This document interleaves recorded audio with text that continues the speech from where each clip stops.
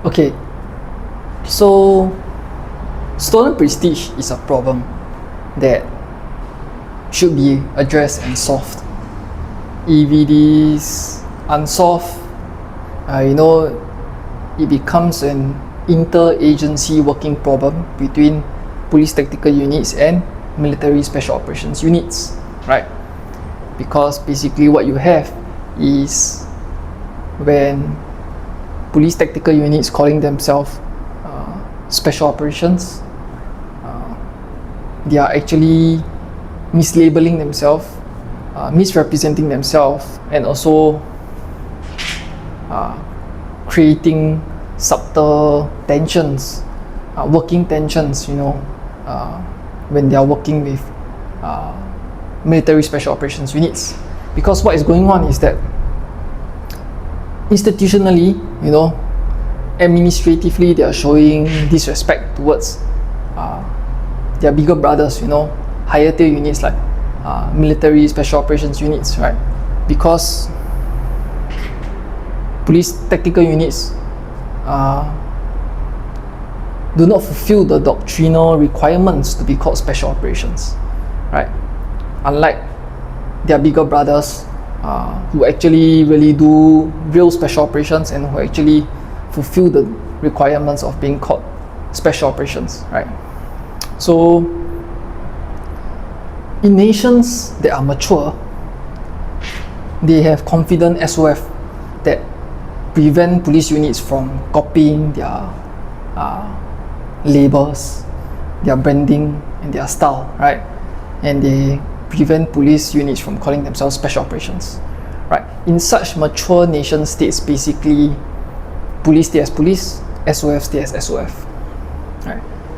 And respect then flows both ways, because in such cases, you now have two units that are secure in their identity, right? And their work, you don't have one unit trying to be the imposter of another unit, right? So police stay as police, SOF stay as SOF, right? And most importantly, ultimately, in such nation states also, police tactical units are prevented from being militarized, right? Or police units in general are being prevented from being militarized, right? So today I will talk about the differences in primary mission and the use of force constraints between police tactical unit and military special operations unit, right? So just by looking at this factor, you can see why police tactical units, police public order units, police public security units, police SWAT units, whatever you want to call them, all these police units can never qualify as special operations, right? So let's look at it now. So basically, the primary mission of police tactical units, public order units, public security units, SWAT units, right? Their primary mission is to respond to nationwide emergencies and security incidents, and they are there in a localized role, localized policing role, right? And basically they are like a defensive doctrine. They are in a civilian defensive doctrine, right? They are not comparable to a military defensive doctrine, but much lower, a civilian defensive doctrine, right? And they are basically functioning like a security guard in a giant condominium complex, right? Where they respond to incidents in that condominium complex, within that compound, right? So police tactical units and all are basically, because they are in a defensive sense, they are basically city guards and city watch, right? Police tactical units are not men of war, right? So they are also a reactive force, right? When something happens, they respond. Right?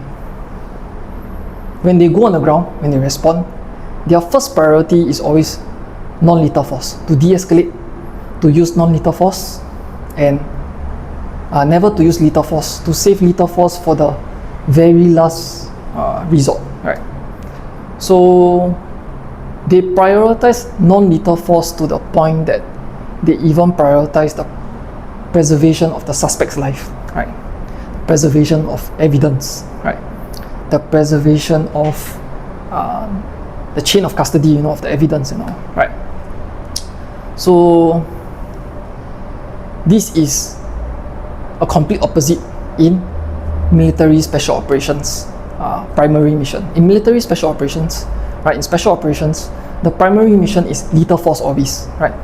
To neutralize the target with lethal force or destructive force, right? When the operator arrives on scene, his priority is to execute lethal force, right? He does not prioritize the preservation of the suspect's life. Instead, he prioritizes the death of the suspect's life or the enemy combatant's life, right? And there is no preservation of evidence, right? There is only sensitive site exploitation. That means canvassing for intelligence to use after for follow-on direct action strikes, right? So this is the vast difference, right? So from here, just by the primary mission alone, you can see that special operations is an offensive doctrine primarily, right? And police tactical units belong in the civilian defense, right? So they cannot qualify as special operations because they are not in the offensive doctrine, right? That's one point, right? So in military special operations, the priority is always mission success and friendly force survival, right? That is why lethal force is always the first choice. Lethal force is always expected, and lethal force is always executed, right? So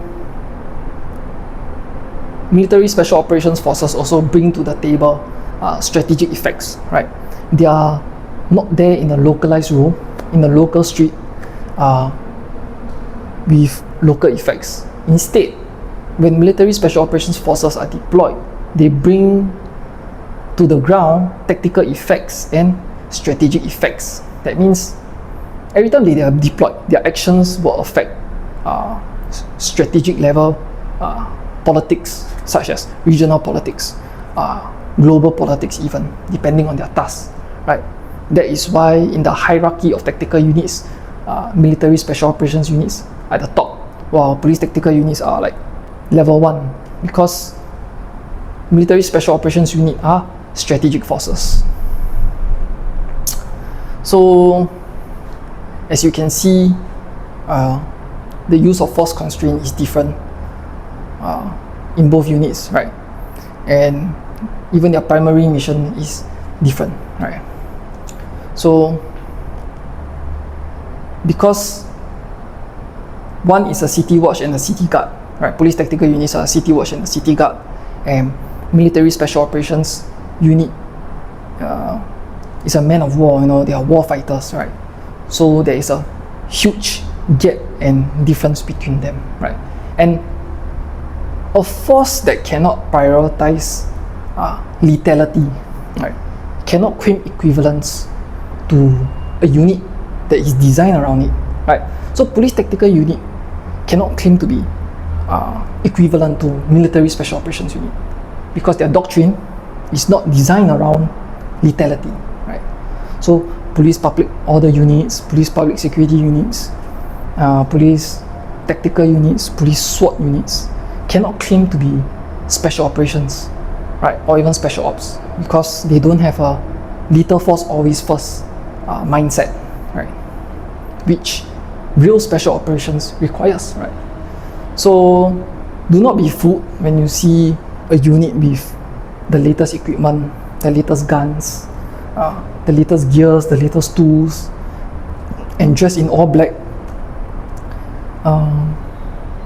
This does not make them special operations. This does not make them special ops, right? It is only by doctrine that you can be special operations or special ops, right? And other than that, there is no other way to qualify.